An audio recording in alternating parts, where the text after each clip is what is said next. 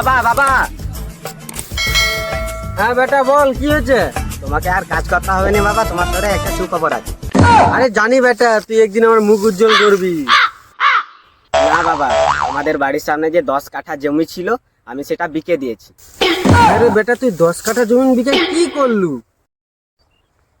এই দেখো বাবা, দুটো ফোন নিয়ে এসেছি, একটা তোমার আর একটা আমার।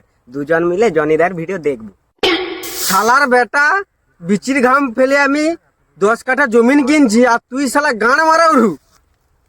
বোকা চুদা, তোর পদের চামড়া আজ আমি লাল করবো শালার বেটা।